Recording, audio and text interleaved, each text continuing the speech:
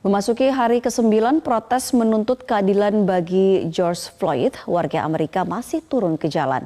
Di ibu kota, Washington DC, massa terkonsentrasi di depan hotel milik Donald Trump, Gedung Putih, dan Capitol Hill. Kita bergabung dengan reporter VOA, ada Virginia Gunawan dari sekitar lokasi Gedung Putih di Washington DC. Ya Virginia, seperti apa kondisi di lokasi tempat Anda berada saat ini? Ya, Ami dan pemirsa Metro TV bisa Anda lihat saat ini protester berada di sekitar area dekat White House dan mereka berhadapan langsung dengan polisi. Ini ada polisi militer dan polisi kota Washington DC. Saat ini warga yang berkumpul di sini masih meneriakkan nama George Floyd dan menuntut keadilan bagi George Floyd.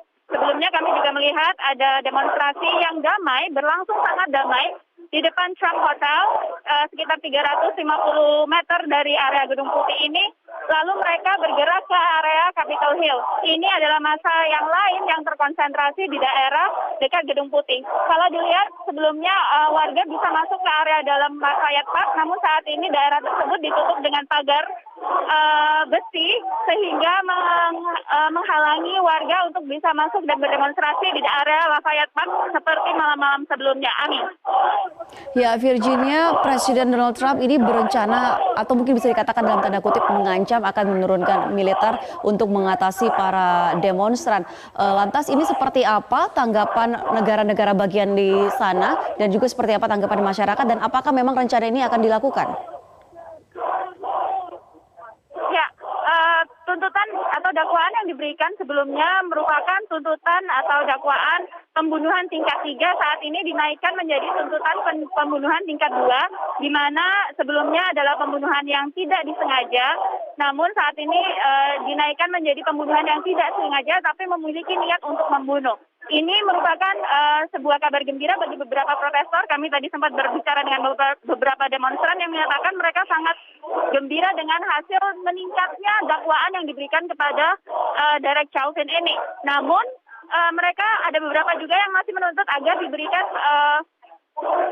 tuduhan atau dakwaan yang lebih tinggi agar bisa juga merubah sistem dari kepolisian yang ada di Amerika Serikat. Sementara tiga orang polisi lain yang juga ditangkap atau dipecat dari yang terlibat dalam pembunuhan George Floyd tersebut saat ini diberi dakwaan membantu atau bersekongkol untuk dalam pembunuhan George Floyd. Amin. Ya Virginia, selain menuntut agar kasus hukum ini bisa diselesaikan secara adil, lantas apalagi sebenarnya yang dituntut oleh para demonstran, terutama yang berdemonstrasi di Washington DC? Memang ada beberapa yang mereka sampaikan selain tadi perubahan sistem dalam kepolisian Amerika Serikat. Ada yang menuntut secara personal. Mereka menyerang secara personal dan menyatakan bahwa kenapa Anda tidak membuka seragam Anda dan mencari pekerjaan lain saja. Hal-hal yang seperti ini memang digunakan untuk memprovokasi aparat keamanan untuk memberikan mereka agar mereka memberikan tanggapan balik.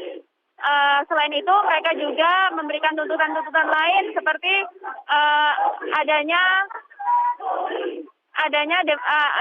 agar tetap memberlakukan sistem demokrasi yang tetap berjalan di Amerika Serikat. Amin. Ya Virginia, lalu terkait dengan rencana penurunan Garda Nasional atau juga pelibatan militer seperti yang disampaikan oleh Presiden Donald Trump, ini seperti apa respon di sana? Ya, sebenarnya yang lebih bermasalah adalah penurunan atau dideploy-nya anggota aparat militer yang direncanakan oleh Presiden Trump dan sempat disebut beberapa kali ketika melakukan press conference di Gedung Putih. Namun permintaan atau tuntutan yang diajukan oleh Trump ini ditolak oleh namun ini ditolak oleh gubernur dari berbagai negara bagian yang menyatakan mereka lebih memilih untuk aparat kepolisian yang turun ke jalan dan memberlakukan jam malam, lalu mengubah taktik pendekatan terhadap demonstrasi. Jadi seperti yang mungkin Anda lihat di sosial media, yang mereka lakukan adalah berlutut di depan demonstran dan melakukan pendekatan yang lebih simpatik dengan demonstran. Ini yang dipilih oleh gubernur dari berbagai negara bagian dan Menteri Pertahanan Amerika Serikat juga lebih memilih untuk tidak menurunkan anggota militer untuk mengatasi situasi ini. Amin. Ya, lantas kalau beberapa hari lalu kita lihat bahwa sejumlah aksi demonstrasi ini berjalan ricuh seperti itu, apakah sekarang situasinya jauh lebih kondusif bahwa walaupun ada aksi demonstrasi tetapi semua dilakukan atau sebagian besar dilakukan secara damai? Saat ini kalau Anda melihat ini masih sekitar pukul 6 sore ya.